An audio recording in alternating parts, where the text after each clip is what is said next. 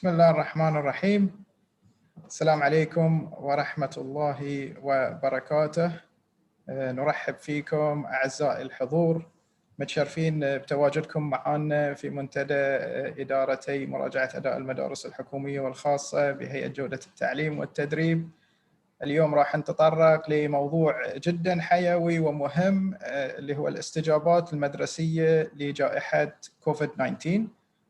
أحلى ما في لقائنا اليوم أن إحنا راح نتطرق إلى هذا الموضوع من عدة رؤى ووجهات نظر. المنظور راح يكون دولي وراح يكون شامل، وراح نتعرض حق تجارب كثيرة ومن ضمنها تجربة مملكتنا الحبيبة. بداية اليوم راح نتشرف بحضور الدكتورة جواهر، الرئيس التنفيذي لهيئة جودة التعليم والتدريب، وراح نبتدي بكلمة الدكتورة جواهر، فلتتفضل مشكورة.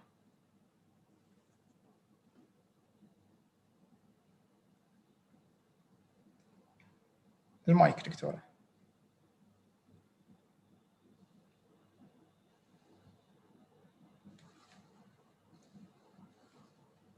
ما زال المايك مسكر. اوكي يس.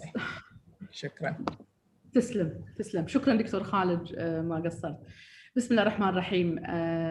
سعادة الأخ الفاضل الدكتور فوزي عبد الرحمن الجودر، وكيل وزارة التربية والتعليم لشؤون التعليم والمناهج، الأخوة والأخوات الأفاضل، ضيوفنا الكرام، زملائي الأعزاء، السلام عليكم ورحمة الله وبركاته. يشرفني مشاركتكم معنا اليوم في منتدى هيئة جودة التعليم والتدريب، تجارب التعليم المدرسي أثناء الأزمات والتوجهات المستقبلية، نماذج دولية.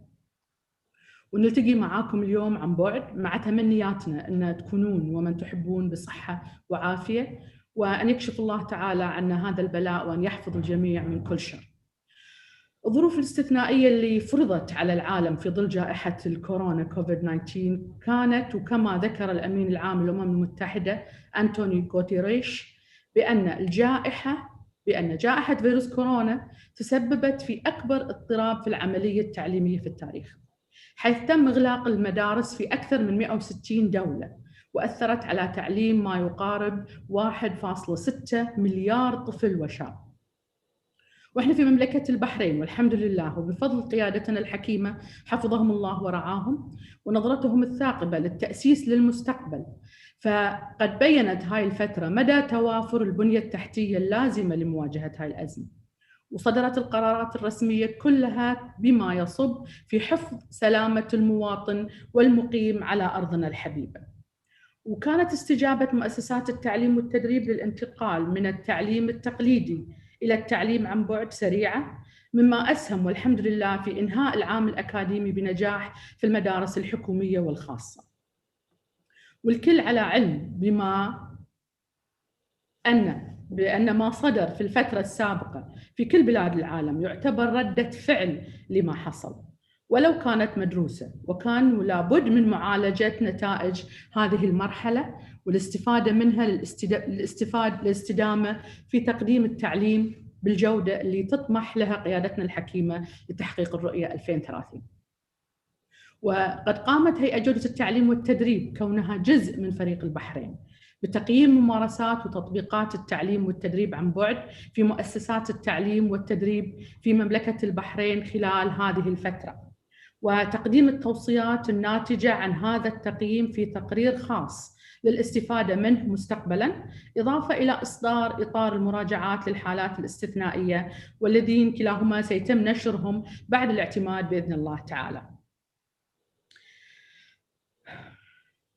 Now, I would like to switch to speak in English and welcome all our guests and participants with a great pleasure to BQA Forum, Practices and Future Perspectives of School Education in Times of a Crisis, International Experiences. I would also like to give special thanks to our guest speakers for their highly appreciated contribution during such critical time that the whole world is facing with COVID-19 and its effects. The whole world responded to this pandemic as a reaction to it, But now we are in the remediation phase, which represents a great opportunity after the learning period from our reactions to create the best alternative scenarios with the new normal of accepting the e-learning and the hybrid learning for a more sustainable education and life for our future generations. In this forum today, we will learn from our guest speakers about the immediate responses of different education systems to combat and mitigate against the effects of COVID-19 pandemic on school education. The plans of different education systems to return to school education and the lessons learned in the short term and long term. We hope that this experience, as much as it was harsh and painful on the world, has taught us useful lessons and learned to be better prepared for the future. Before I conclude, I would like to express my sincere thanks and appreciation to our keynote speakers, Dr. Fawzi Al-Jodar, Professor Jobintan Saravanan, Mr. Christopher Green, and Mr. Bika Eksima. I would also like to extend my sincere appreciation to my colleagues, Dr. Hayal Mannai, General Director of Education and Training Reviews, Dr. Hassan Al-Hammadi, Director of Private Schools and KG Reviews, Dr. Khalid Al-Bakr, Director of Government Schools Reviews, and all colleagues in the two directorates and in the Communication Office for all their efforts to arrange for this successful event with your kind participation and contribution. وختاما وباسم هيئة جودة التعليم والتدريب أرحب بكم مرة أخرى مع أجمل تمنيات بأقصى الفائدة من هذا المنتدى ونلقاكم في منتديات أخرى مستقبلا والسلام عليكم ورحمة الله وبركاته. The floor is yours, Dr. Khalid. شكرا دكتورة جواهر على هالكلمات الموجهة، وطبعا الثناء موصول والشكر لجميع الحضور على مشاركتهم اليوم. طبعا أعزائي الحضور بتلاحظون أن لغة العرض راح تكون باللغة الإنجليزية، ولكن احنا راعينا أن الشرائح أو السلايدز اللي تكون معروضة تكون باللغتين العربية والإنجليزية. ويبنار اليوم تجارب التعليم المدرسي أثناء الأزمات والتوجهات المستقبلية، نماذج دولية، راح يركز على 3 محاور رئيسية: الاستجابات الفورية للنظم التعليمية لتأثيرات جائحة كورونا على التعليم المدرسي، وما هي خطط النظم التعليمية المختلفة للعودة إلى التعليم المدرسي، وما هي الدروس المستفادة على المدى القصير والمدى البعيد. لإجابة هذه التساؤلات أو عرض هذه المحاور نتشرف بحضورنا اليوم من متحدثين يعتبرون كواكب ونجوم كل في مجال عمله. بداية اليوم the first presentation for today will be with Dr. فوزي الجودر. دكتور فوزي الجودر هو أستاذ مشارك بالهندسة الكهربائية وحاصل على شهادة الدكتوراه في الهندسة الكهربائية من جامعة ميغيل يونيفرسيتي بكندا، وكيل وزارة التربية والتعليم لشؤون التعليم والمناهج. دكتور فوزي لديه عضوية مؤسسات مهنية خارج وداخل مملكة البحرين، وهو خبير معتمد لدى مراكز التحكيم التجاري لدول مجلس التعاون لدول الخليج العربية، ويترأس العديد من اللجان الوطنية بوزارة التربية والتعليم. نشر أكثر من 20 بحث في دوريات علمية محكمة ومؤتمرات عالمية، وهو محكم لدى العديد من الدوريات العالمية. نتشرف بحضورك دكتور فوزي، و the floor is yours. And the next 15 minutes will be dedicated to your speech. شكرا. بسم الله الرحمن الرحيم، والصلاة والسلام على أشرف الأنبياء والمرسلين سيدنا محمد وعلى آله وصحبه وسلم أجمعين. So my dear colleagues, the beginning, Assalamu alaikum and good morning. First of all, I would like to thank BQA for the invitation to participate in this forum, and I hope at the end of it we will come up with some ideas and recommendations to improve teaching and learning. So I hope you can see my presentation.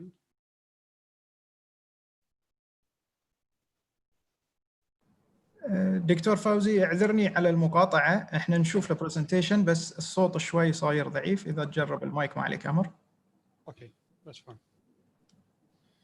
So I'll try my best to stick to the required time interval. So please, when I exceed my time, just give me a sign. Okay? إن شاء الله. So as most of you know, that COVID-19 pandemic has been new to all of us, and it came so quick. Most of the governments around the world have closed all the educational institutes in order to contain the spread of the pandemic. Bahrain, actually, the government of Bahrain has announced the closure of all private and public schools and all higher education institutes until further notice, and activated the distance learning. Not only that, actually, but also the work from home policy has been adopted. So now 70% of the staff are working from their homes. And this actually creates a challenge for us, how to run the schools and how to run the Ministry of Education. But with the support from all staff and from the government, we were able to run the distance learning. So how we activate the distance learning, we simply have a learning management system, that's EduNet, that provides services to students, parents, and the instructors inside the schools. So the EduNet, actually, we expanded the capacity of EduNet to be able to allow the students, the parents, and the instructors to access the resources available in the EduNet at the same time. Also, actually, we apply the synchronous learning and asynchronous learning. We provided the TV lessons, and also we all students, actually, they got a Microsoft 365 account. So we actually use Microsoft Teams to provide lectures, to provide lessons, and most of the lessons provided synchronously to the students were recorded. They can refer back to it. So basically, we use three methods: learning management system, asynchronous learning method by actually broadcasting or filming the lessons, and then we have the synchronous using Microsoft synchronous learning using Microsoft Teams. Now, this is basically some of the activities related to some pictures actually that shows the activities related to activating distance learning. We pay attention actually to the students with special needs. We provide lessons to special needs students. Also, all specialists were communicated regularly with the parents and students to help them actually in the distance learning. Physical education curricula, also we were able actually to provide lessons for physical education curricula, and add to that, there were some videos uploaded on the website. The students can see the exercises and practice it at home. These are some of the pictures that reflect the activities done in the distance learning regarding the related to special needs and gifted students.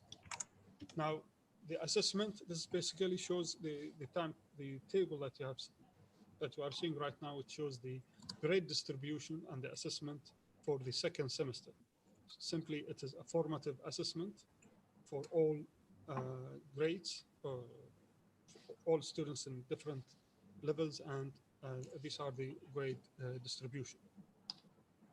Now, the most important slide is the lessons, learning lessons and reflections. Effectiveness of distance learning. It's very important that we know that we have to make sure that all students learn in distance learning, and it is not easy to identify the students who got the knowledge and the skills they should gain, and who did not get the knowledge and skills دكتور فوزي سامحني على المقاطعة، ولكن توردنا العديد من التعليقات أن الصوت صاير شوي بعيد. Okay, that's fine. ممتاز. Okay, that's fine. So basically, what factors and what challenges affect distance learning? Now, the first challenge is the internet weakness. So the inability to meet the needs of large number of students who learn at the same time. So we have the students, you have the parents, and you have the instructors, and you have the admin and the staff accessing the internet at the same time. So the weakness of the internet will play an important role actually in distance learning. And this is why actually there is a need for a reliable communication and infrastructure to serve all users at the same time. Another point, actually, some of the students are not used to studying at home and to follow the lessons with seriousness. In addition to that, the lack of competencies required for distance learning, such as self-discipline, motivation, independent learning, and adapting to digital environment, which are key factors for success of distance learning. And there must be a clear criteria for developing the digital content of the lessons and teaching methods, which mean actually that we need to train the instructors, we need to train the teachers, we need to train all the staff in the school how to deal with the digital environment and how to communicate with the parents, because the parents play an important role in distance learning. Now, what are the most important skills the students need in order to learn in distance learning?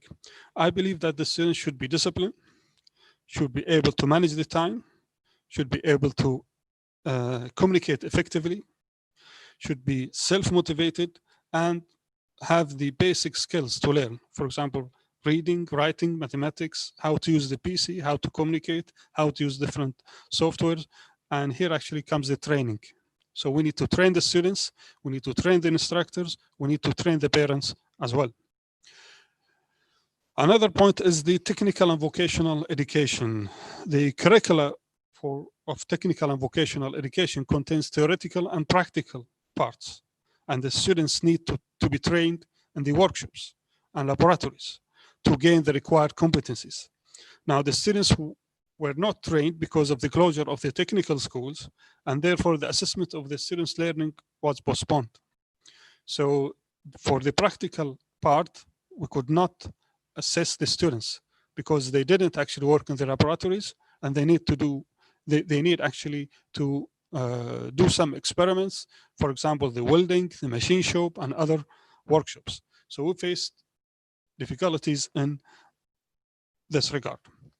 So when we thought about it, so we need actually to have a hybrid learning, may be considered, in which synchronous, asynchronous, and face-to-face learning for 1 or 2 days are merged, taken into consideration the precautionary measures. So we need the students to be at school at least for 1 day to test their skills, to assess them inside the laboratories, and to train them. The social and emotional learning is very important, especially during the COVID-19 pandemic. So we need people who understand and manage emotions, who set and achieve positive goals, who feel and show empathy for others, and to establish and maintain positive relationship and make reasonable decisions. We need positive attitude students, and they can comply with the precautionary measures. So it's important actually to include the social emotional learning and distance learning, and even in face-to-face learning. The assessment of students in distant learning, it's quite important that we focus on the formative assessment and encourage the students to make continuous effort in studying and make use of all available resources. And the policy should be clear to students and parents on how to submit the assignments. We should focus also on the questions related to the students' personal experiences and the projects.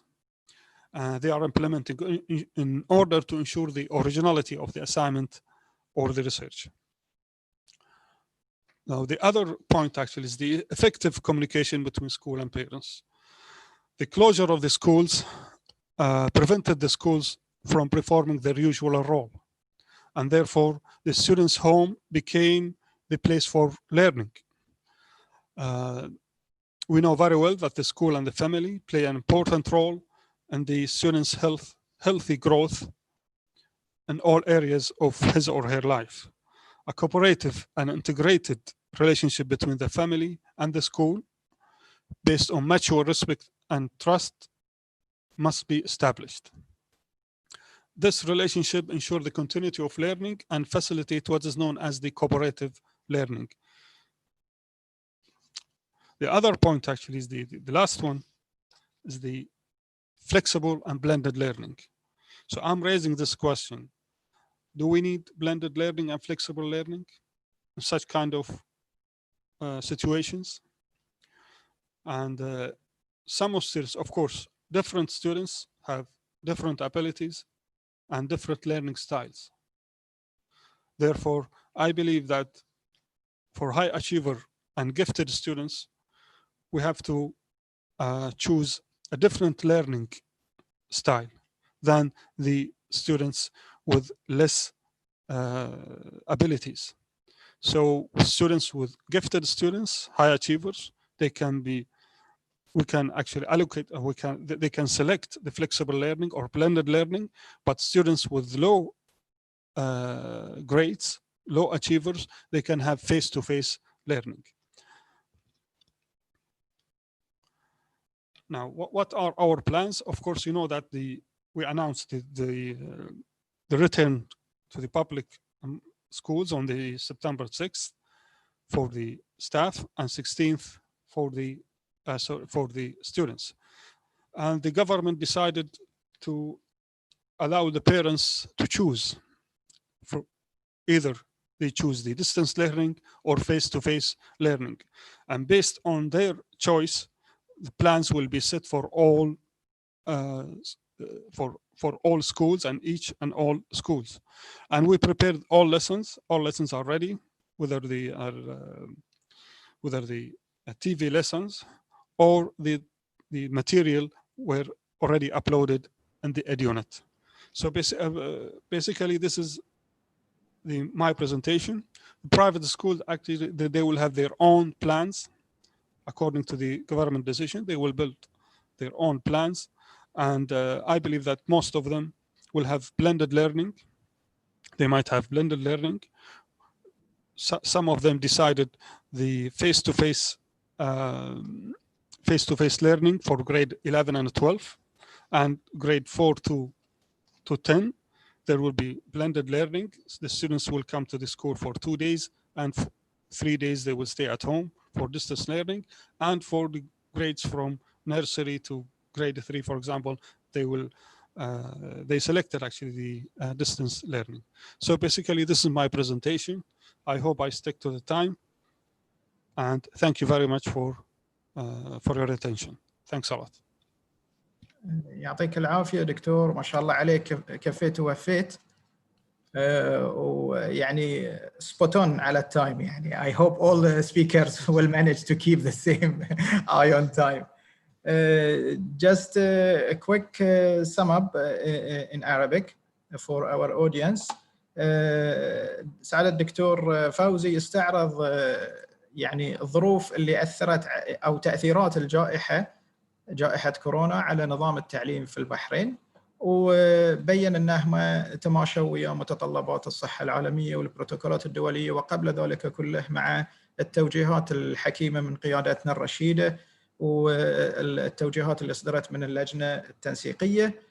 بين أن استجابة وزارة التربية والتعليم تعاملت ويا أمور عديدة، من ضمنها المناهج، من ضمنها نظم التعليم الإلكترونية اللي تم استخدامها وكيف أن فعلوا الأوديونت وآليات التعاون بينهم وبين هيئة المعلومات والحكومة الإلكترونية، وركز على تطبيق مفهومي التعلم المتزامن والتعلم غير المتزامن بصورة سريعة هما أنواع من أو أنماط من التعلم عن بعد، ولكن واحد منهم يحدث في نفس الوقت، أن الطالب مع المتعلمين، المعلم مع المتعلمين في نفس الوقت قاعدين يدرسون، أو أن لا ترفع بعض الأمور على النت أو الفيديوهات أو البروجيكتس أو المشاريع، وبعدين هم في وقت لاحق يقومون بالاستجابة لهذه المتطلبات. كذلك ركز الدكتور على الدروس اللي تم الاستفادة منها والنقاط اللي هم قاعدين يركزون فيها في وزارة التربية والتعليم. من أهمها أن كيف يجعلون التعليم عن بعد أكثر فاعلية. النظرة المستقبلية حق التعليم التقني والمهني، هذه من أكثر القطاعات اللي على المستوى العالمي يواجه تحديات. كذلك آليات تطوير آليات التواصل الفاعل بين المدارس وبين أولياء الأمور والمجتمع، والنظرة للتعلم المدمج والتعلم المرن، وكذلك سياسات التقييم المستقبلية. Without any further ado, I will introduce our second speaker, second guest today, a dear colleague, Professor Gobinthan Sarvanan. هو من رواد تطوير التعليم في سنغافورة، حاصل على الدكتوراه في التربية المقارنة في التعليم العالي وسياسات التعليم. حالياً يعمل كأستاذ ملحق لكلية لي كوان ياو للسياسات العامة بجامعة سنغافورة الوطنية. يعمل كمستشار تربوي لمؤسسة هيد، وهي عبارة عن think tank أو مركز للفكر التربوي في آسيا. تسلم في خلال مسيرته المهنية عدة عمادات لكليات، من ضمنها كلية التربية وكلية إعداد المعلمين، وهو مستشار لعدة منظمات دولية مثل البنك العالمي واليونسكو، وأيضاً مستشار لعدة دول مثل الإمارات والبحرين وإندونيسيا وموريشيوس. Gobi, the floor is yours and your 15 minutes will start just right now. Right. Thank you very much, Dr. Khalid. It's a real pleasure for me, and I thank you and the ministry for the invitation to take part in this webinar. You will know that I have a special relationship with Bahrain because through NIE, we have spent quite a bit of time at the Bahrain Teachers College, and I'm very pleased and very happy with that relationship. So this is an experience to some extent to talk about Singapore. But I think before we get on to Singapore, I want to try and set the stage because we all use new normal, we all use hybrid learning, we all use a set of terms, for example. What I would like to basically say is we may need to be thinking in terms of what are the questions, what are the challenges, what are the opportunities that are presented to us in this situation that we are facing. There is always a tendency to return to normal, if you like, even if it's a new normal. But there is a saying that every crisis also provides an opportunity. So as we think of the future, what opportunities does this present situation, this present crisis present us? How can we rethink some of those things that we take for granted is what schooling is about, is what teaching is about, is what learning is about? And I think we are being forced to do that because now ICT has come very largely into the picture, whether it's blended learning or online learning or distance learning.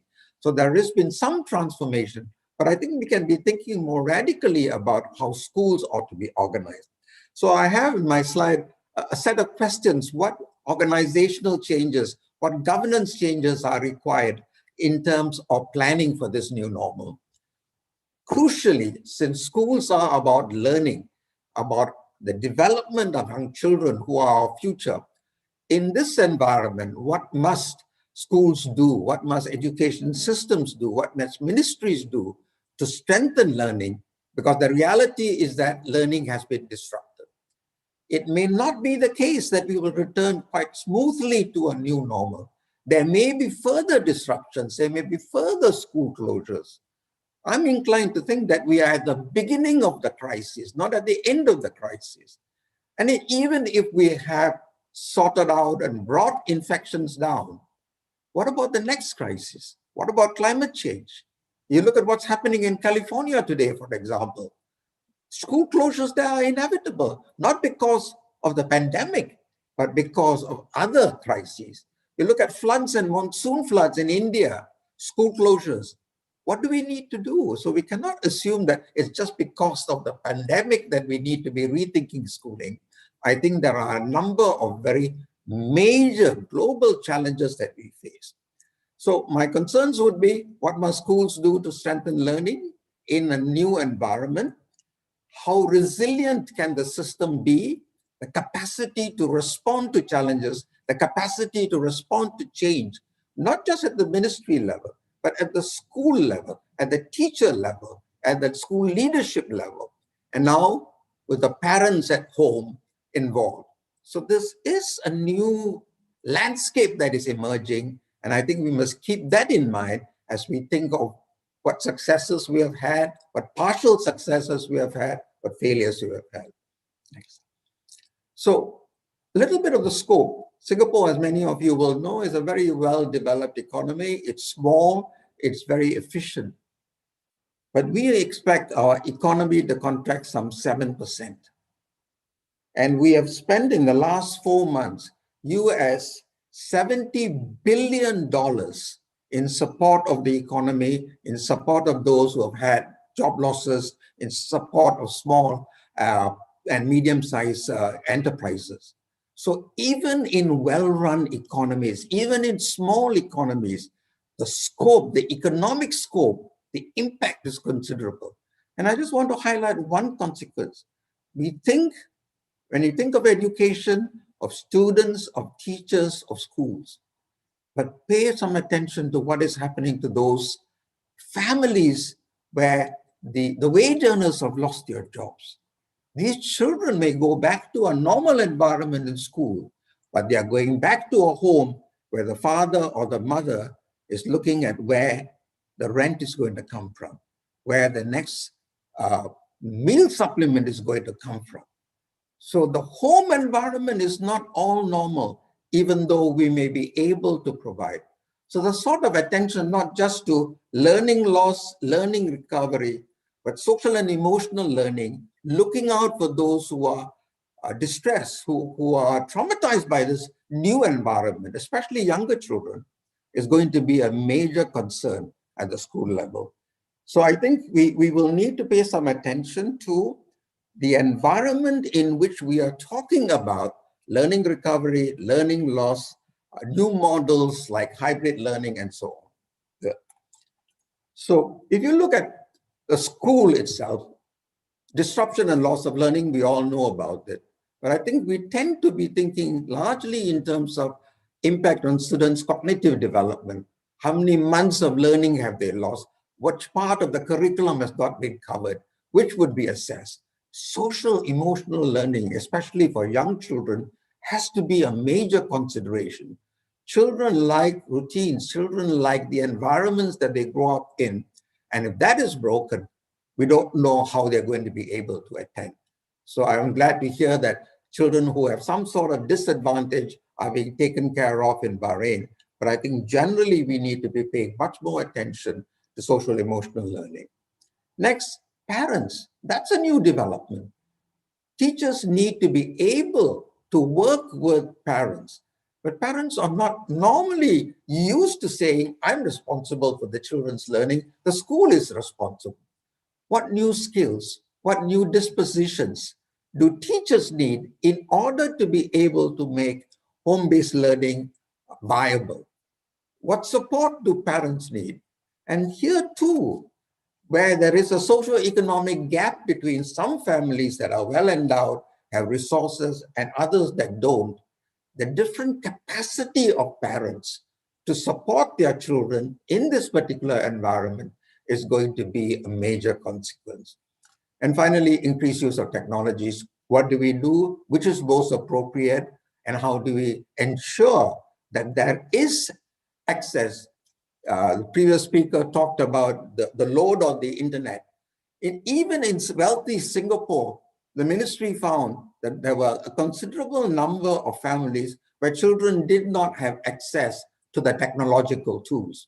And the ministry has now made a commitment to say that every child in school will get the necessary tools provided by the ministry to be able to partake in it. Because there's no point saying this is available if you don't have a tablet or a laptop or parents who are able to use it, or internet connectivity for that matter. So what do we do at the school level? What sort of school leadership is going to be required in this crisis? I would suggest that we need somebody who is flexible, not basically a rule follower, but somebody who's been able to be responsive to the challenges that is faced, understands what changes are needed and what this implies for their relationship, able to develop an explicit school improvement agenda, not just what we used previously, but in this new environment of learning loss, return to schooling, what would the next academic year look like? What should it look like and why? And I think that's going to be important. And most important for me is the ability of the school leader to have the knowledge, skills, and dispositions to work with teachers. Because this cannot be really a dominant leader saying this is what needs to be done. The teachers are the ones who are in constant contact with the children. How do we empower them? How do we give them the skill sets? How do they enable sharing and collaboration? That's going to be important. School leadership strategies suggest flexibility, being able to build the plans that will respond to the crisis, but the ability also to be able to say, this segment of the plan is not working. We need to go back and rethink of this. So it has to be a certain amount of flexibility in planning for school reopening, which we all are going to have. Mentors teachers to change pedagogy. Many teachers, even though they may have taken a compulsory module in ICT integration in pedagogy while training, do not necessarily know how to redesign their lessons for an environment in which technology is the medium and what sort of challenges that it faces. Most important, able to support key stakeholders, parents, governments, even union. If the child does poorly at the end of the academic year, and you are in a homeschooling environment or a hybrid environment, who takes responsibility, right? And these are issues that we have to work through, because when the assessment comes, and in some systems, the assessments are very important, as in Singapore, if we do not have a level of trust, a level of understanding what role in this new normal schools and teachers play, and parents and home-based learning play, then you're going to have difficulties in the future. So teachers to work with collaboratively is going to be very important. Teachers and heads of departments to decide what instructional plans are appropriate for making up for learning loss, and principals and teachers to initiate and support emergent hybrid models of schooling. There is no one specific technological answer to the problems that the teachers are going to face. What is appropriate for private schools may not be appropriate for public schools. What is appropriate for schools in urban areas may not be appropriate for schools in suburban areas. So there has to be flexibility for a variety of models for delivering this instruction. Technology is important, yes, but what sort of technology, for what sort of purposes, and in what sort of a context are questions we need to ask and answer. I talked a little bit about counseling, social emotional learning. Literature suggests that some children, even though we would think they would enjoy coming back to school, don't necessarily want to come back to school. Any disruption is going to be very difficult on young children. So how do we make sure that children who are anxious, who are distracted, who have home issues to deal with, the school is able to support them at a very important time? In terms of the curriculum, what is lab work? For science classes, what does it look like when you have to have social distancing, when you're wearing a mask? Field work. How do you do field work in geography? Extracurricular activities like choral singing or music. Again, how do you manage that? It's not just sitting in the classroom and theoretically teaching some content that is in the textbook. School is more than the classroom. And so we need to be able to think through, even in the canteen when the students go to eat, how do we ensure that is safe distancing? How do we ensure that the utensils used are So there's a lot of detailed thinking through before school reopens and to see what may have been not given due consideration. And finally, to help and support teachers by providing school-based PD, lesson study action research, to build that capacity because they not be able to travel to a training institution to get their classes. I don't want to really talk about education success. We can talk about this later in Q&A. What Singapore has done, and I'll talk about it briefly, is basically to say we need to make sure that the safety of the children is primary and important. So the Ministry of Education has a fairly detailed set of guidelines for schools before they came in, temperature taking, the availability of disinfectants, hand washing, teaching routines. All those things have been provided for, have been ensured that the schools are following with that. We have discovered, as I said, that we have, even in an affluent society like Singapore, a digital divide. And so the ministry has been ramping up its availability of these sort of internet-enabled devices for students to learn. Curriculum and assessment. How do you assess? Singapore has grade 6 exams, grade 10 exams, grade 12 exams. Very, very significant. It's a highly competitive system. How do we ensure, we know what's happening in the UK at the moment. How do we ensure that the exams that are taken, that the grading that is done is fair and does not, in fact, inhibit the things that, the opportunities that children have to move from one level to the other. And I'll end by the last slide, which is basically to say I asked some questions towards the end if you want to talk about Q&A, what sort of answers we have come up with and what sort of answers I think are important. We can turn to that. And with that, I'll stop. Thank you, Professor Gopi. Very insightful. And every slide has its own wisdom to be shared with everyone. Just to recap quickly in Arabic. بروفيسور جوبنثان من سنغافورة ابتدى بتساؤلات عامة أنه يعني العالم ترى ما راح يرجع يكون مثل ما هو.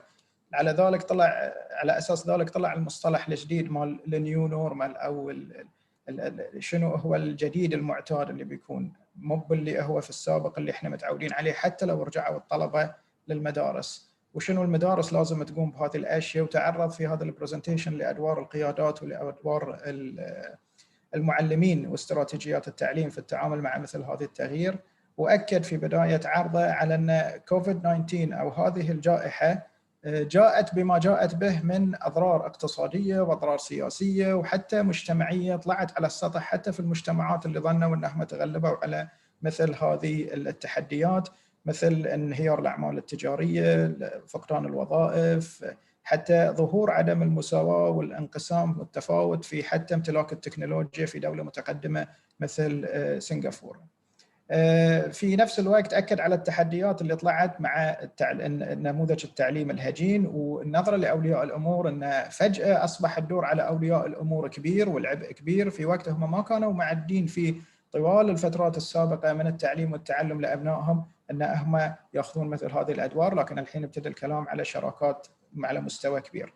بالنسبة لمدراء المدارس أكد على أن إحنا ما محتاجين الحين ناس يكررون اللي كانوا يسوونه قبل، محتاجين ناس أن عندهم الفكر والقدرة على الإبداع والتفكير والخروج بحلول جديدة، لأن الأوضاع اللي جاية ما راح تكون أوضاع طبيعية مثل ما هي معتادة. قد نقوم ببعض الأعمال مثل ما هي، نفس أن نحط إحنا خطة إجرائية، لكن محتويات هذه الخطة الإجرائية وفلسفة بنائها بتتغير بشكل كبير. ونفس الكلام ينسحب على المعلمين وعلى استراتيجيات التعليم والتعلم، وعلى أن كيف الحين لازم المعلم أنه يحتوي الطالب سواء كمعلم أو كمنظومة تعلم مدرسي للضرر النفسي والعاطفي اللي هو بيتعرض له.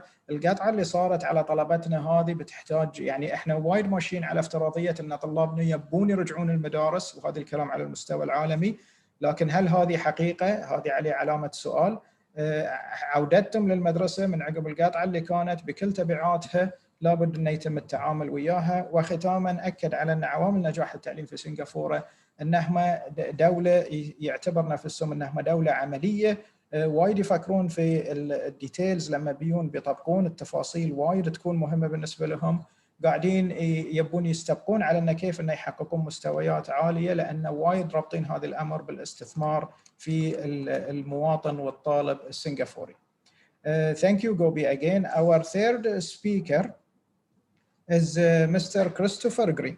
Christopher Green مستشار تربوي متخصص في الحلول الموجهة على المستوى المدرسي وعلى المستويات الإقليمية والوطنية، عنده ماجستير في التربية من جامعة نوتنغهام من إنجلترا، وفي جعبته الكثير من الشهادات المهنية والاحترافية في مجال تطوير ومراقبة الأداء المدرسي، لعدة تجارب في تحفيز النظم التعليمية واستدامة التحسينات فيها. خبرته تتنوع مهنياً في مجال تحسين الأداء المدرسي وجودة التعليم في القطاعين العام والخاص. له خبرة دولية متعمقة في أنظمة المدارس، ونشر على نطاق واسع في العديد من البلدان، ومن أبرز مؤلفاته كتاب خصخصة التعليم الحكومي، والذي نشر من قبل روتليج اللي هي دار نشر معروفة ومشهورة عالمياً. Chris, your 15 minutes will start now. The floor is yours, and all the best. Your mic is switched off, Chris. You are muted. There we go. Yes, now we can hear you. Thank you. Thank you for the invitation, Khalid, to the webinar. My thanks go to Dr. Jawahar, of course, for the whole concept of doing this internationally. It's a great privilege for me to be sharing the arena with such distinguished colleagues from around the world and being hosted in a place where it was once my home, Bahrain. So it's good to return in that sense. Thanks to Amira too for looking after my slides from your end. On the first slide here, we have the phrase practicalities and vision, and the three countries I'm going to take you through quickly are England, the USA, and the UAE. I choose these countries because they are countries that we, actually it's a nation. England is a nation, the country is the UK. So I choose these three locations because they're very varied, but they're all economically successful, developed countries, rather like Singapore. But when we look at the scale of the challenge that COVID has brought and the opportunities that we have for the future, clearly context is very important. The size, the traditions, what is actually going on. I noticed that Dr. Fauzi mentioned the balance between flexible learning and blended learning, this idea of actually trying to decide how to balance things out. And Professor Gopi used the term, every crisis presents an opportunity. I was tempted to call this presentation, necessity is the mother of invention. And the invention really, we wait to see what the inventions are that emerge from the current crisis. So we have very different demographics, but in the trends in actions across these three nations, we do see some common elements so far. So we clearly have this emphasis on safeguarding and the well-being and welfare of students, and that's consistent across all my three territories. The questions that are being raised are, how do we actually tackle learning? Clearly, we've got in England 10% of the children who are vulnerable actually attending school throughout the closures. It's been the 90% who are deemed not vulnerable who have been left at home in isolation. But of course, that 10% isn't a tight line. There are plenty of children around the 12, the 15, the 20% who may well be at risk. The other point that's being made is that we are always talking about safeguarding and well-being and welfare at school. In a way, there's been an inversion, a reversal of the idea. We're now worrying about the welfare and the safeguarding of children at home. In fact, some of the mental health experts that we have in the three nations that we're discussing are quite verbose about the risks that are going on there. We have the issue of inclusivity and equity. That's generally recognized. It's been mentioned by Dr. Fauzi and Professor Gopi already. But what about reaching those students that Professor Gopi said do not have the devices to do that? That's a big issue in these 3 developed countries, which I'm going to refer to in a moment. We have the issue of access to material compared to feedback to students. An awful lot of the systems we're seeing are giving students and teachers access, but we haven't got much access back to the students on how they're doing in their learning from that material. Interesting issue there to examine.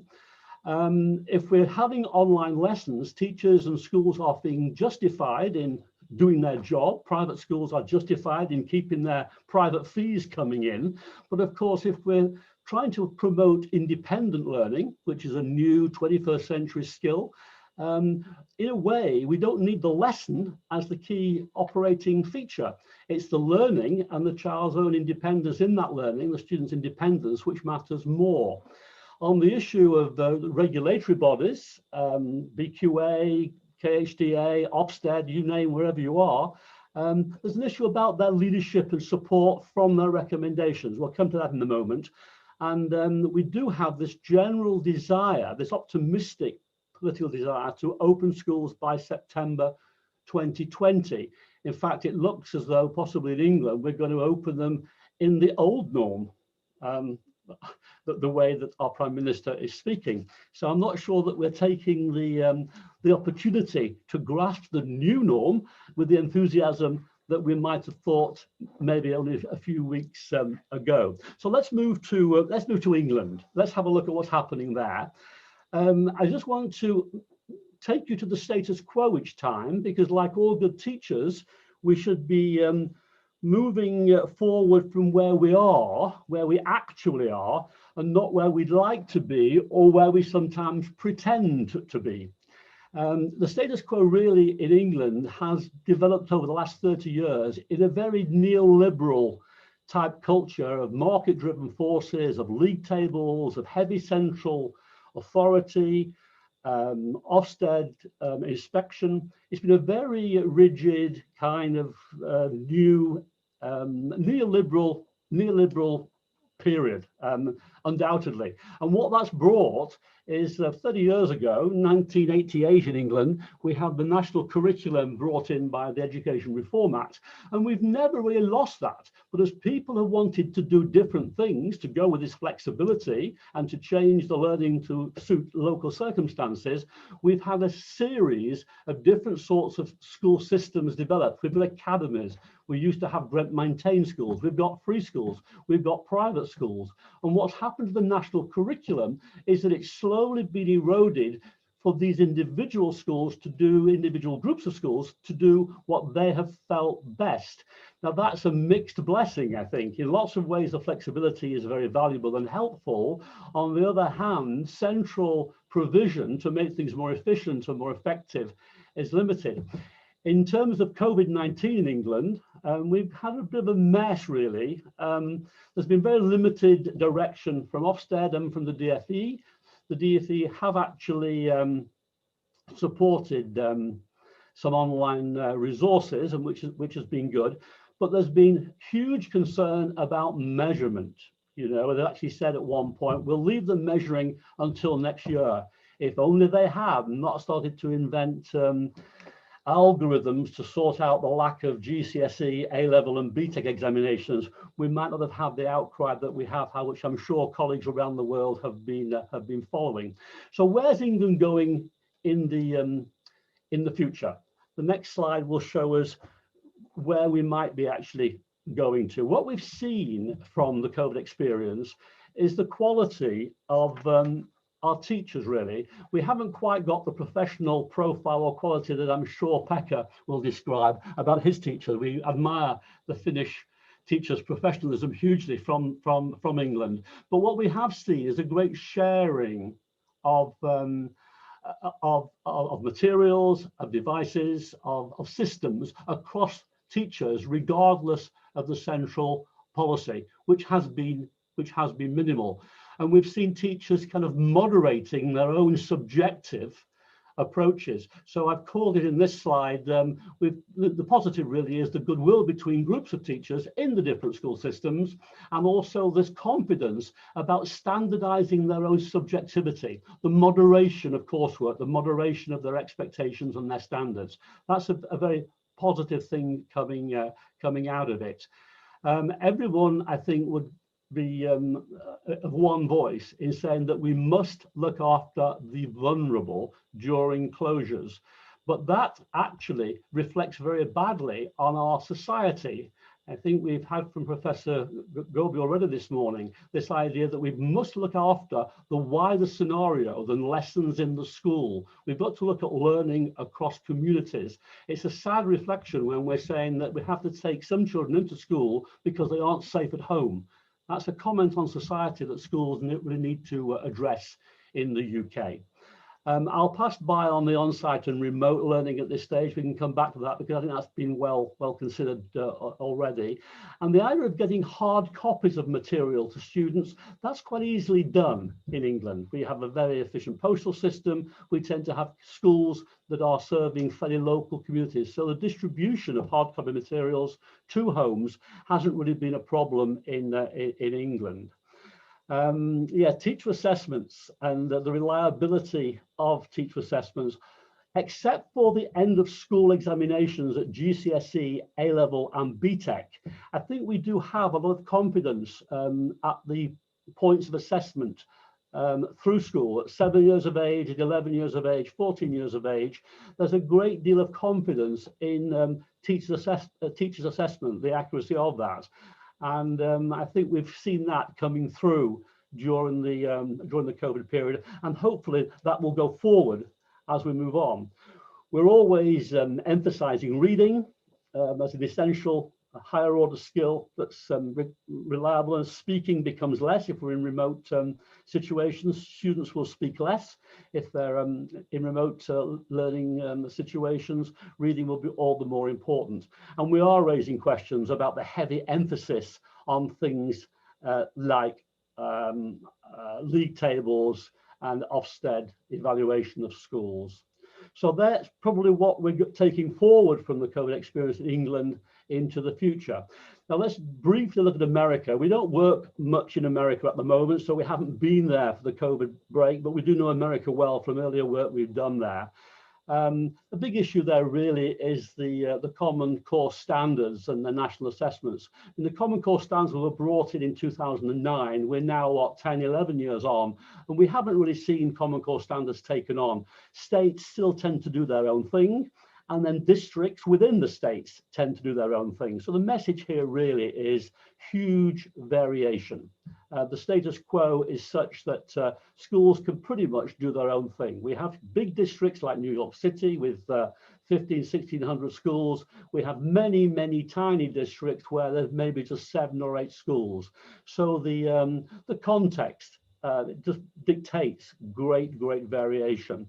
That's a blessing and a problem, I think. The United States has all sorts of, well, we're seeing them, aren't we? The social problems around, yet if you go into schools in most states, wherever they are, you see very high levels of a broad curriculum being delivered. PE, sport, football, basketball, music, orchestra, band. They have a much richer and wider curriculum than perhaps we do in many schools in the UAE and in England. They've protected that because of their variance, I think. They've had more freedom to do that. Okay, moving forward, in the USA, the same kind of story really, except here, when we move forward, we don't see very aspirational federal requests here in terms of questions being posed. We're seeing very operational questions. When are you going to reopen? Which part of the schools are you going to reopen? And how are you going to implement health and safety? It's not what you'd call ambitious. It's not what you'd call visionary. It's a very operational type measure. And then it's the usual kind of things that we've already heard this morning down their list of items. But the one I like particularly is the point in red halfway down. They've They're talking about using digital resources to reinforce what's known, to apply what's being learned, and to deepen skills. And I think that really is a message that we ought to be listening to, this idea of not worrying so much about the breadth and depth of the curriculum, but worrying about the depth of the application of 21st century skills, however you define those, critical thinking, teamwork, or whatever. Let's move on to the UAE. I've only just come back from the UAE quite recently, so we've really been in the thick of this. Very high regulation in the UAE. They inspect schools annually, and within days there was a framework being designed to inspect the provision during the lockdown. And they've had actually a written report to all the schools in the UAE, certainly in Dubai. I'll correct myself, it's certainly in Dubai. I'm not sure about the whole of the UAE, but in Dubai, I think in Abu Dhabi as well, there have been written reports out to the schools on how they have been judged in terms of their performance. Just moving forward, I'm conscious of the time. I'm getting towards my last minute. Yes. Could we move on to that? Yeah, just moving forward. What are we seeing here really? We're staying very much with assessment in the UAE and evaluation. What we need to be seeing really are these central systems facilitating local autonomy. Central systems are good, but they need to facilitate local activity. We need to see increasing flexibility. That point's been made by Dr. Fauci and by Professor Gopi already. We need to be matching the learning that's actually happening to the curriculum, not just delivering the curriculum. And that means spiraling and moving things through in that way. And integrating schools' virtual learning environments with what we have available for things like Teams and Seesaw and all the many platforms that are now springing up. We have the Oak platform, the National Oak Academy platform in England now, which is very good. And my final point really is the big message I would like to leave is that we need to engage parents much more as formal partners in home-based learning and school-based learning. We've seen in many countries parents being marginalized. We have in the UK, for example, we're keen to prosecute them if they take their children on holiday. You know, it's not what you'd call really generating an engaged parental community by taking that sort of action. But I'll stop there because I think I'm 30 seconds over. So I'll wait for the Q&A. But thank you very much for the opportunity. Thank you. Thank you, Chris. Thank you, Chris. I know 15 minutes is a very short period of time for your experience and wisdom, like all our speakers to be shared. But you definitely gave us a flavor of what's going on in the UK, UAE, and the USA.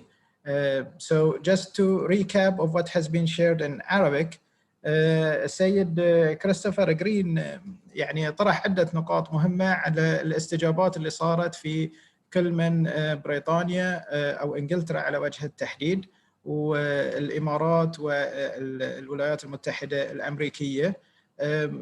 بدأ نقاشه بطرح سؤال يعني انترستينج، انه قال انه دائما الحين الكلام صار في هذه الفتره لان فتره استجابه حق الجائحه على التركيز على الحمايه والرعايه والنفسيه، الجانب النفسي للطلبه، لكن ماذا عن التعلم؟ وهذه سؤال فعلا مهم. هذه اللي احنا بنشوفه الحين في استجابات الدول كلها، ان في فتره بدايه الاستجابه للجائحه كان من السليم ان انت تركز على ان انت شلون تحمي الطلبه وترعاهم وتراعي نفسياتهم، لكن هذه ما ممكن انه هو يستمر لفصول وسنوات طويله، لازم بسرعه تطلع من هذه المرحله وتنتقل حق مرحله ان انت تحدث اثر في تعلمهم.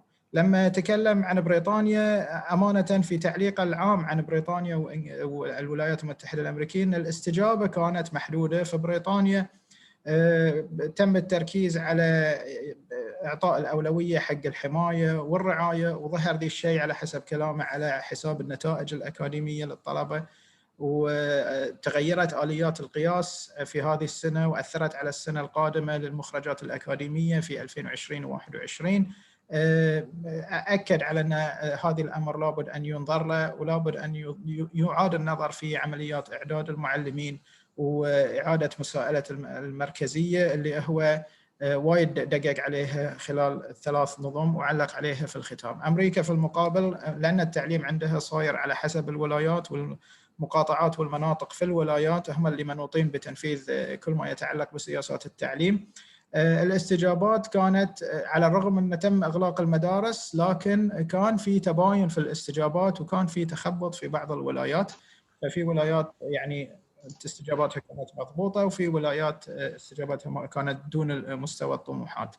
وما زالوا أنهم هناك مركزين على أسئلة اوبريشنال إجرائية عملية لحين الفلسفة اللي بتقود التحرك للمستقبل ما زالت غامضة، وأظن هذا الشيء تشترك فيه أكثر الدول اللي موجودة على مستوى العالم. بالنسبة حق الإمارات أنهم استجابوا بسرعة وطلعوا عملية تقييم لممارسات التعليم عن بعد وعطوا تقارير حق المدارس، ولكن كانت هذه على نظام اللايت تاتش ريفيو أو اللي فقط عبارة عن إجراءات للتأكد من أن الحد الأدنى موجود. أختتم بأن من المهم وايد أن الأنظمة حتى لو أنها كانت مركزية لابد تبدأ أن هي تفكر أن شلون تسهل الاستقلال الذاتي لنطاقات أو وحدات أصغر على أساس أن تأكد تنفيذ أهداف النظام التعليمي وشلون أنه يتم التركيز على مهارات القرن ال21 ودمج البيئات الافتراضية. وكذلك أكد على نفس النقطة اللي تكلم عليها البروفيسور جوبي من قبل اللي هو إدماج أولياء الأمور كشركاء رئيسيين في هذه العملية. Now we will have our last speaker, but not least definitely, our colleague Mr. Pekka Eksima, تربوي من جمهورية فنلندا، حاصل على الماجستير في التربية بتخصص نظام معلم فصل من جامعة لابلاند بفنلندا، مصمم مناهج التربية العالمية حالياً بجامعة أولو بفنلندا، ولديه خبرة تدريسية ممتدة في عدة دول وبعضها كان في نطاق الخليج العربي في دولة قطر. Pekka, your 15 minutes will start now and the floor is all yours. Shukran, Dr. Khalid. Thank you very much for the introduction. It's a real honor to be with all of you in here. And I'm coming from the University of Oulu, from northern Finland. And I will be telling a little bit about how the COVID-19 situation has been going on in Finland and how it has affected our education system. What are the things that we have done here in Finland and what are the things that we can take out from this exceptional situation that we are facing now. And I have to say that listening to the previous speakers and also being part of different webinars and listening to experiences from other parts of the world, we are facing kind of the same problems regardless of the culture and regardless of the country where we are. So it is interesting to see that we share the same challenges. So I would believe that we can share the same answers for these challenges that we are facing at the moment. And just to go through what has happened in Finland during the springtime, the schools were closed when the order came from the government that the schools need to be closed. The teaching was converted online in a matter of few days, and this was a really big effort done by the staff of schools, by the administration, and also by the teachers in every single school in Finland. And if you don't know yet much about Finnish education, I can briefly give you a little insight. We are a small country by population in the north of Europe, but we are a big country by our size. We have a lot of small schools. We also have a lot of big schools in Finland. So we have a little bit of everything in the school field in there. And what happened when the pandemic started? The grades 1 to 3 still remained in contact teaching if it was necessary for the parents' situation that the children would be coming into the school. So for an example, if the parents would be working in the health industry, they would be crucial for the survival and for the main functions of the society, they had the chance of putting their children into schools, but they had also they could also make the decision that they would keep the children at home. So the opportunity was there. And later on, the students with certain special needs who required special assistance could also return to school for contact teaching, and those students in preparatory classes, the immigrants who are immigrating into Finland, could also be in contact teaching. But again, this was a decision that the parents could make. So they could be in contact teaching. It was given and awarded, provided for them, but also there was a possibility to stay in distance learning. And every school in Finland, the education system, because we have a lot of freedom for municipalities, for cities, for schools, even for individual teachers. We don't have any school inspections in Finland. We don't have teacher assessments. We do have standardized tests, but those are very minimum, maybe 2 or 3 tests in the whole academic career of a student. They face standardized tests on the national level. So there is a lot of freedom in the Finnish education system, and basically all the schools make their own ICT curriculum, which is based on the national core curriculum, but they make the choices in there which they are using in their ICT learning in there. So basically when everything needed to happen in a couple of days, first thing was to rely on the most familiar tool that every teacher had. And when the pandemic moved on, there was amount of internal professional development given to the teachers in the schools. It was provided also by the municipalities and the cities, but also the schools provided internal professional development so that those teachers who were specialized in ICT and distance learning, both on pedagogical and technical aspects, they were giving the professional development for those teachers who would be needing assistance with these practicalities in the schools. And still there was many options given to the teachers. They could choose which digital tool they would find the most suitable to use with their students. And the role of the schools and the cities were to provide different options for the teachers in there.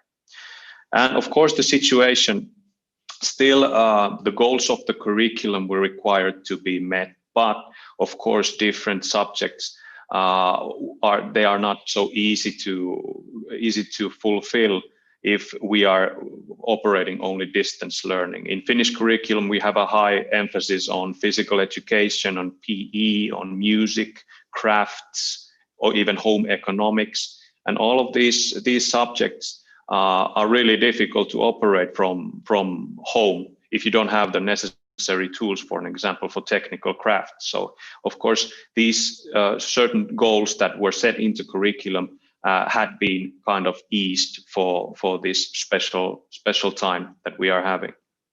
Student support with the special needs teachers and learning assistants were made still available for the children so that they could be contacting the students directly using the ways that the class teachers and the subject teachers had decided to use the distance learning. Now, in Finnish curriculum, we don't focus on a lot about memorizing the content or learning things by heart, or we focus a lot more on the skills and understanding the larger context. And also the assessment, what we do in Finland, it is what we are talking about, an ongoing assessment. So basically there's a saying that every morning when a student enters the class, the test is on. So the teacher is all the time evaluating the children, not only giving them a worksheet that you need to complete and then seeing that what is the result in there. We believe that the way of getting into that result and the skills that are needed in that journey are much more important than just the end result that would be would be the result. Now, what is happening at this moment in Finland? The academic year has already started. In Finland, the academic year starts in the beginning of August. And children are now in contact teaching, back in contact teaching. We are in a relatively good situation that we have areas in Finland where the COVID-19 has been virtually non-existent, but we have areas where there have been a lot of infections. And at this moment, during the summer, we were really glad that the infections were going down.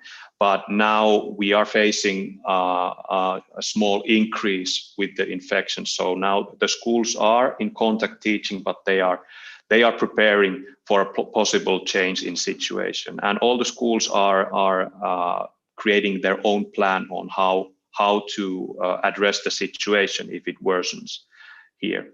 And something that happens now in the schools, there is a new normal in contact teaching also, and the learning and the daily life of schools are being planned differently now. Usually in Finnish education, children might be in many different groups depending on their ways of learning, on their capabilities of learning, and the type of what kind of learners they are. But now the teachers are changing, and we are keeping the groups as intact as possible. So there is the minimal amount of student interaction between the groups during the school days. And this has been planned so that different age groups are meeting the minimum amount during the school days. So the arrival to schools is on different times with different grades, and they are leaving the school at different times. Breaks have been arranged in so that the groups wouldn't be meeting, and lunches are also being arranged so that there is a minimal amount of contact with other groups. And also with their home groups, they are using a lot of so distancing inside the classroom as it is possible with children, and also keeping a good care on washing hands and on the general hygienic requirements that is needed. And what we have learned from this experience, one thing that in the beginning of when the schools were closed, the number one thing that I think was known globally was that the ICT skills of students and teaching staff are crucial. And in Finland, when we have our own ICT curriculums with every school, it is vital that the schools follow those curriculums and they make sure that the ICT skills are there. This is if we are talking about distance learning, technically, it is the number one requirement that we need if we are to have successful distance learning. And something that already came up with many speakers today, in Finnish education, equality is extremely important. We don't have a private school system as such. We have only public schools in Finland, and we are happy that in international rankings we are on the top with our system. And one of the main ideas where it concentrates is the equal opportunity for everyone in our society. So we have noticed that, like with the previous speakers already stated, that not all the families are still equal. There are many cases where, for an example, a family with many children, they have to schedule the use of the equipment in their homes. But then again, in different families, it might be so that every children, they have their own device, and it's not a problem to find time to use the device in there. Also, the amount of support that the families are giving is very different. There are many homes that can provide a lot of assistance for the learning, and then there are many families who are not in such a situation, and that is vital for the distance learning to happen. And many schools in Finland and many municipalities have arranged ways of providing and loaning the equipment for those families who might not have the opportunity to have the equipment in their usual. And something that we have noticed also, like I mentioned in the beginning, we are a very large country with a small population. We have the rural areas where we might be having a very small schools, and we have city areas that are having a lot of large schools that might have different opportunities for the children. So what we are now having is finding out how the hybrid learning can assist the rural areas in here, so that the children in those areas might have the same possibilities for learning the same content than the students in the city areas. Also, what we have noticed is as the Finnish education system concentrates a lot on the skills, those skills that we need in every field when the students enter the working life. It is so that they will be needing the cooperation skills, the ICT skills, the independent work skills, time management skills. They will be the same regardless of the field they will be entering. So we are focusing more on those instead of learning some very specific content in our school system. And this, I would say that the process and development of skills is more important than the end result in many cases. So now what we are seeing, if we develop the kind of a hybrid model when we would be entering the normal time, that we would have a period of distance learning and we would have a period of contact teaching where these skills that we are learning during the distance learning can be evaluated and developed. It would give us a really good way of practicing the skills that we see very important in the educational system. Also, interaction between the teacher and the child, the one-on-one time that the teacher can provide to a child is crucial. And in my opinion, no digital means can replace this one-on-one human interaction that comes into place in a classroom or in different situations in everyday school life, whether it's the cafeteria where the teacher has a chance to exchange few words with the students, or during the break times when they can have these kind of normal discussions, but also the human interaction in there, and also the interaction between the students. And this is the kind of school of life that is being provided in every schools during the normal school days, but it's difficult to get those feelings and these kind of experiences in distance learning.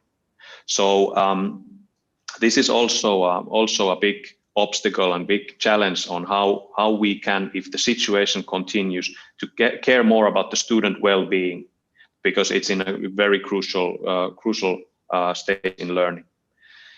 And in Finnish education, also the formative assessment, when we are practicing the skills in the Finnish education system, we need to be able to assess how these skills are being learned in the middle of the process, in the learning process.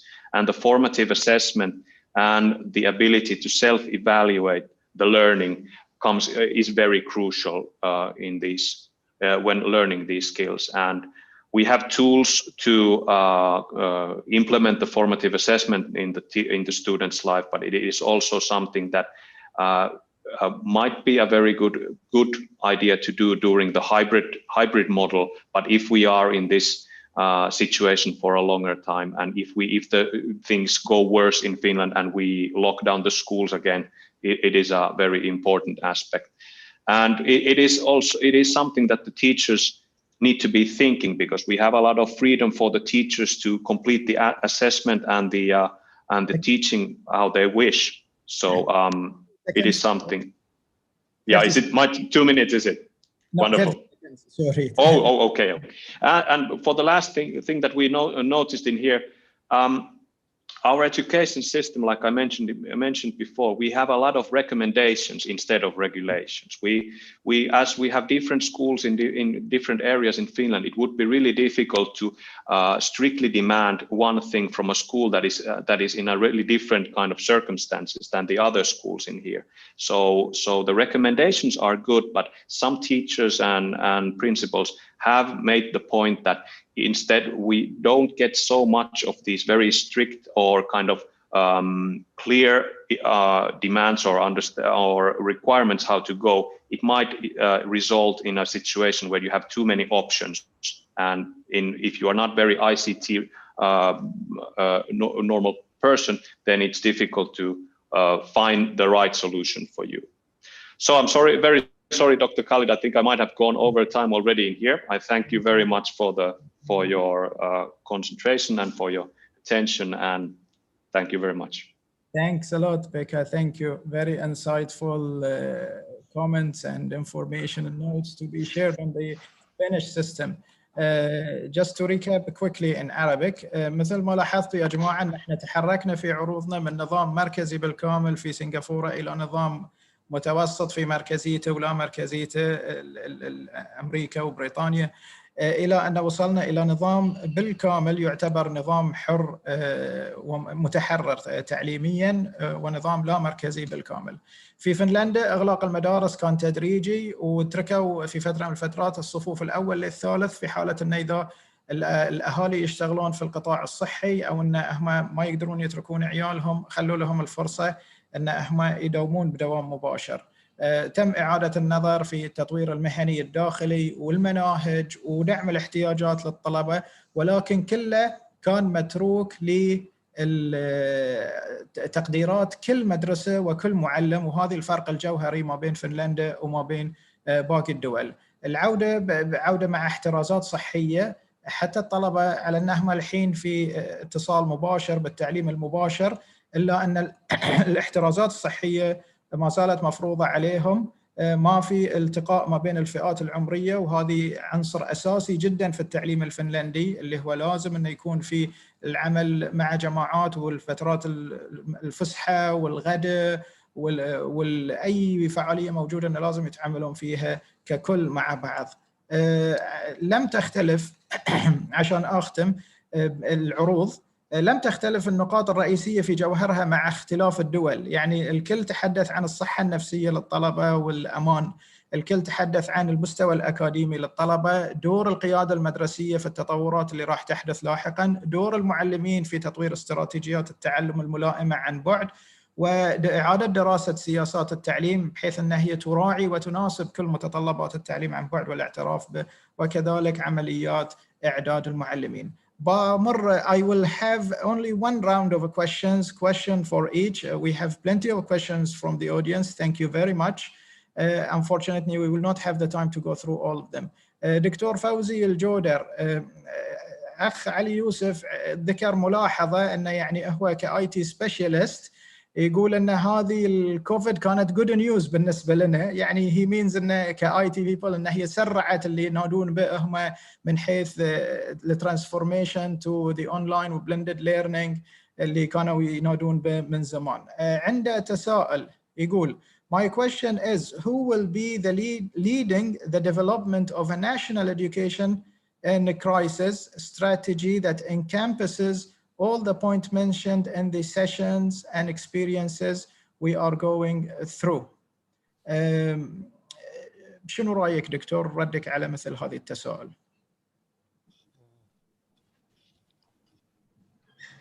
A project actually for restructuring Ministry of Education. So الصوت دكتور ما عليك أمر الصوت إذا تجرب المايك. So there is an approved project to restructure the organizational chart of Ministry of Education. And this project actually involves 17 initiatives. Out of this initiative is the curricula and pedagogy development. And basically we will have a plan to improve the frame for the curricula in Bahrain, for technical education, as well as the the curricula for the all levels and all stages. This is basically from grade 1 until grade 12. And we'll actually include all the points discussed now. And I thank my colleagues for their valuable input in the forum. And basically this is for, I can't talk about the universities because I'm not responsible for universities, but I believe that if we want to include the distance learning, then we need to change some of the legislation, not only in Bahrain, but in all other countries. Because to be honest, the distance learning in certain countries, they don't recognize distance learning and they don't actually accredit the programs as well. So we need actually to change all the rules and regulations in all countries in order to be able to recognize the distance learning. And it's not easy because in different countries, they have different experiences. So this is basically what I want to say. Thank you. Thank you, Dr. Fawzi. Gobi, I have a question. I think you will be the suitable person to answer. How can teachers' autonomy and professionalism be interpreted in centralized educational systems? Oh, it's a very good question and a very difficult question. But I think we have begun to realize that unless and until teachers feel some ownership of the sort of learning, pedagogy, assessment that they have, not complete freedom, but responsible freedom to customize the curriculum and assessment to the students that they are having.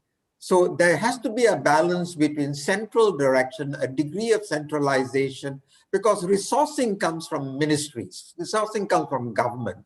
So obviously some outcomes are expected of it.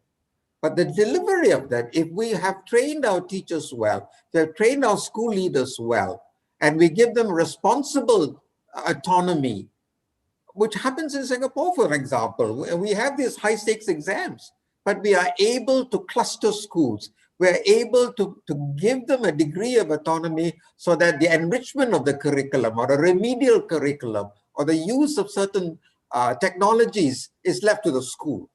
And we've built up a system where there is a high trust between the schools. We are a public system.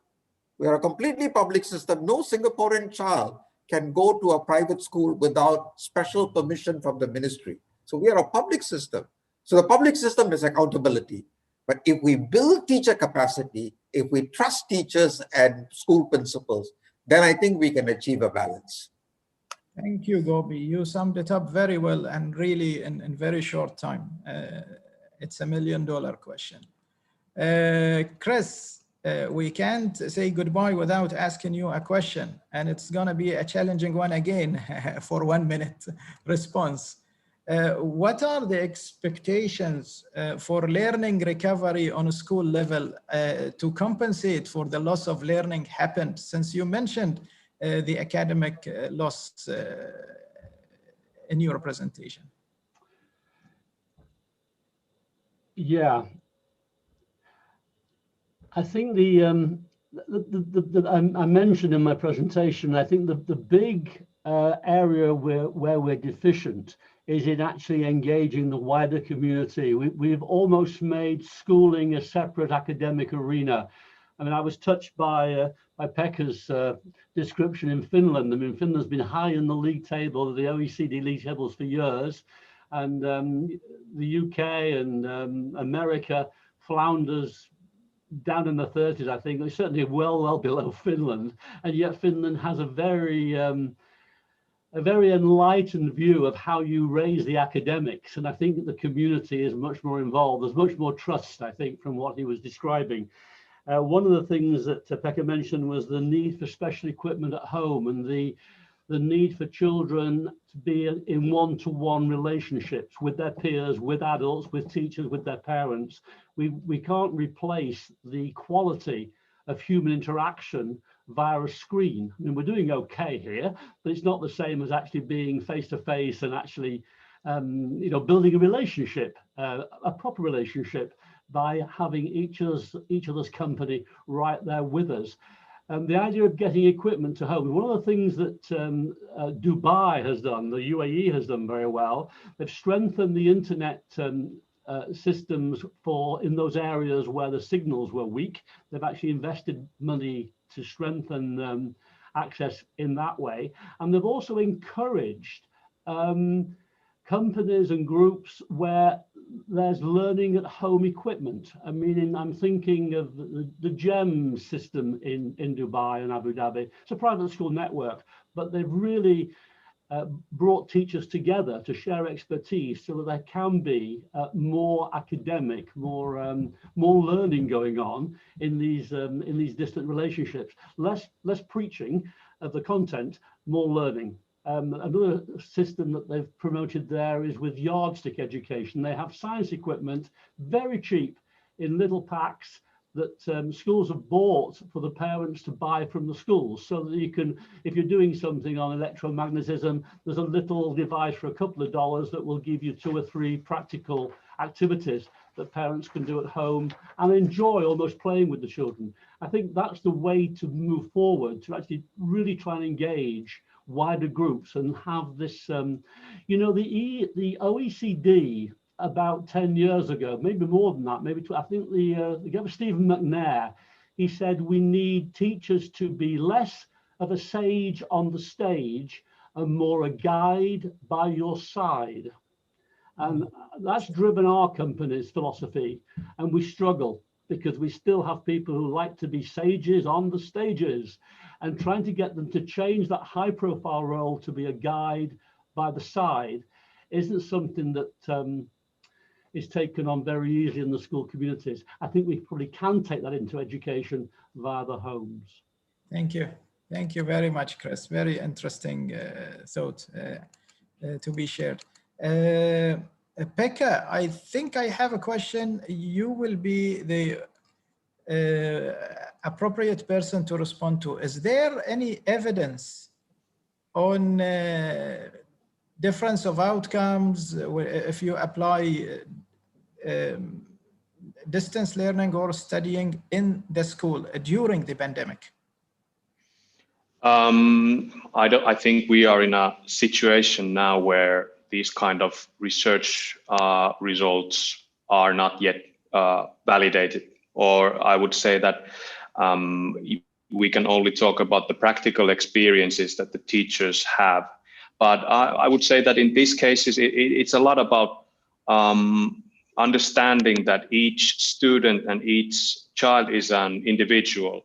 A little bit something about Chris, what you already mentioned about the teachers being kind of mentors and kind of guiding the learning instead of pouring information on the students. This is, I think, important to understand that during the pandemic, some children, they flourish on the distance learning. This type of learning suits them. But then we have a lot of those children that do not flourish during the pandemic, and they need that one-on-one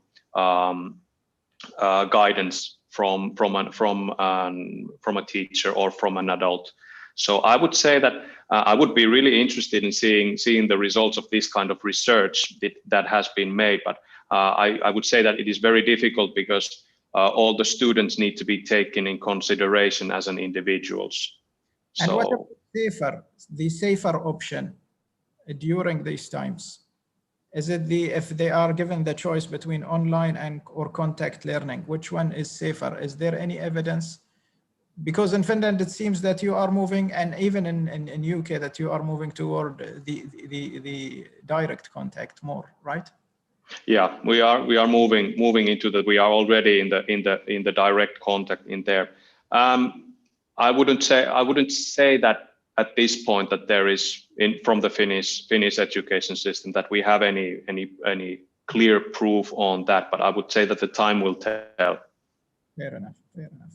Our distinguished speakers, my colleagues who attended today's webinar, I hope it was a fruitful experience. I have learned a lot, and I hope, I believe everyone has to learn something out of this mix of experience where you get the right and left and the middle.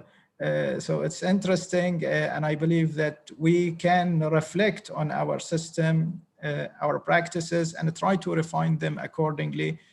The pandemic, even if it goes, we need to prepare ourselves for future pandemics or catastrophes or crises. We want flexible systems that can adapt quickly and always maintain the bare minimum. مشكورين يا جماعة على حضوركم. نتمنى ان احنا نلقاكم في لقاءات مقبلة. اعذرونا على الإطالة، لكن التجربة كانت ثرية وتعلمنا الكثير من هذه الدول، ونأمل ان احنا نستفيد بدورنا من هذه الأشياء ونفيد الناس بتجربتنا وخبرتنا بعد في نفس الوقت. شكرا جزيلا لكم جميعا، والله يعطيكم العافية ومع السلامة. Thank you all, wish you all the best and have a pleasant rest of